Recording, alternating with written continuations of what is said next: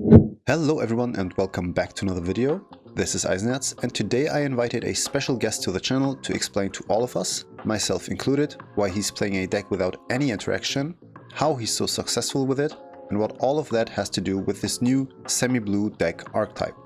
But first, this video is sponsored by Ultimate Guard, the best in premium gaming accessories, as well as Card Conduit, the easiest way to sell your Magic the Gathering cards. Use my code Eisenherz for 10% off.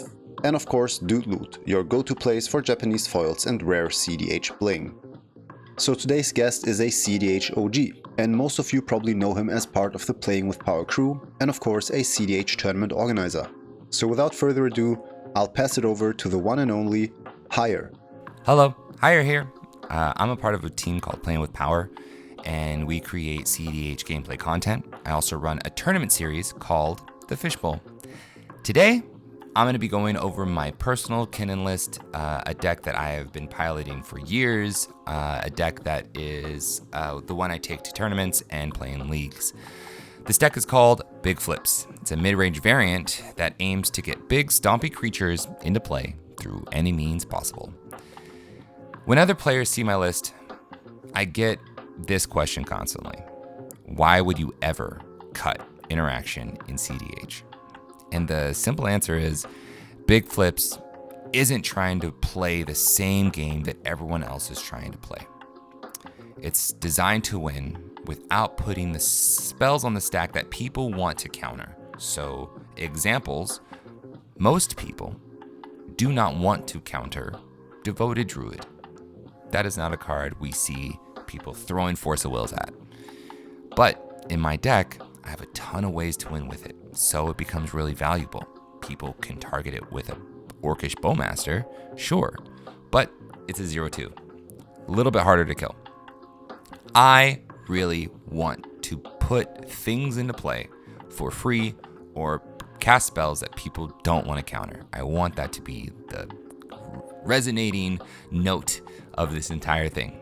I'm also trying to spin to win, so once Kinnan hits the board, I'm not trying to cast any more spells. By replacing the interaction slots with more creatures, I massively increase the hit rate on Kinnan activation. We are looking at 40 creatures at the time of this recording in the deck. And when you break down the numbers, we're looking at maybe a 90% chance of hitting something every flip. And that is the game we want to play. Now, interaction is usually thought to be an absolute crucial part of cEDH, yet the deck still manages to top 16, the largest league in cEDH right now, and that's over at Critical EDH. Check them out. The approach of this is, it's considered parasitic, right? These are parasitic archetypes, and there's different decks that use this strategy to great effect. Decks that build themselves to operate almost entirely in isolation, caring very little about what the table is doing. And I think in Big Flips, I thought Kinnan can probably do this. It could probably be a parasitic deck if I built it a certain way.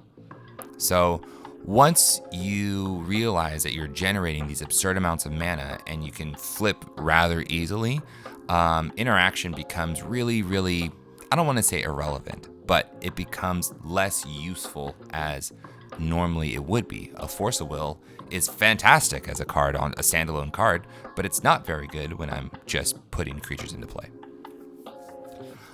There are other types of decks that use this type of strategy. Semi-blue and Big Flips are both two sides of the same coin. They use really similar strategies and they attempt to win through these massive spells that normally do not see play in cEDH.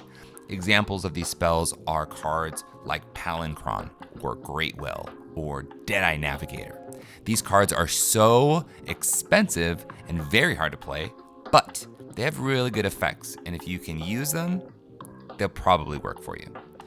The other question is, how and why do these decks with little to no interaction and highly impactful creatures work? Well, I think the big success of Big Flips, and in conclusion also semi-blue, is it proves something bigger. Interaction is not the only way to win at the highest levels.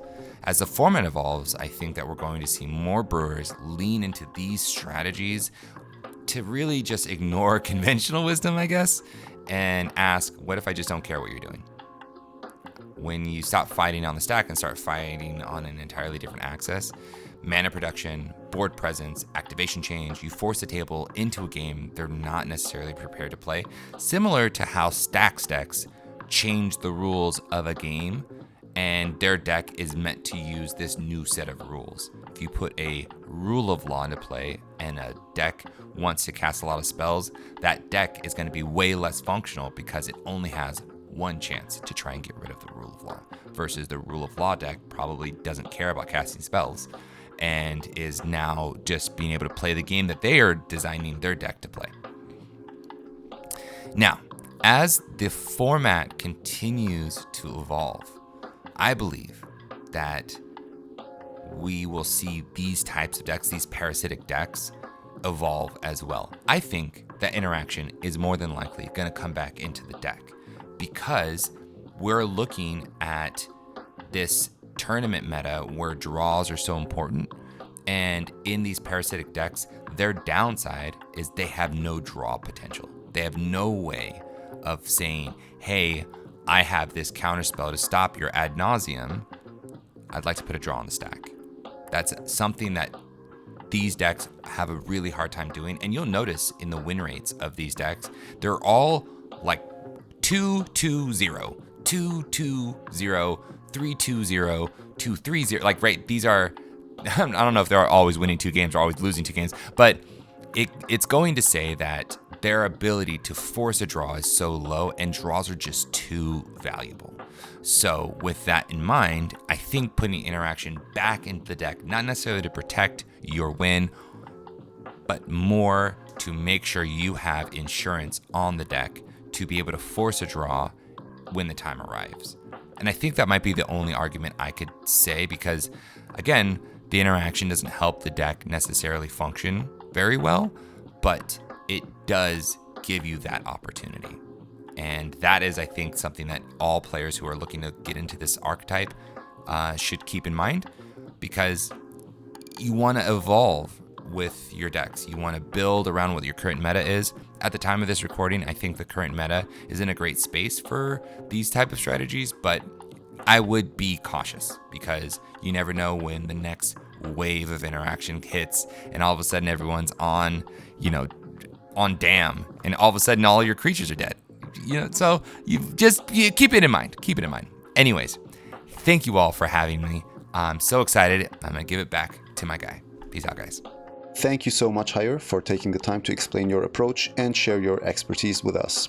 As a mono-blue mid-range player and an ultra sandbagger, the idea of not playing any interaction is really hard for me to wrap my head around, but I definitely understand it better now, and the stats, of course, speak for themselves. I just find it so interesting and refreshing to see that not only can the top commanders be played with different approaches, but our whole format is still very far from being solved. Innovation happens all the time, and adapting your deck to a specific meta can make or break your game. So if you learned something today and enjoyed this video, make sure to like, share, comment and subscribe. This is Eisenherz and auf Wiedersehen.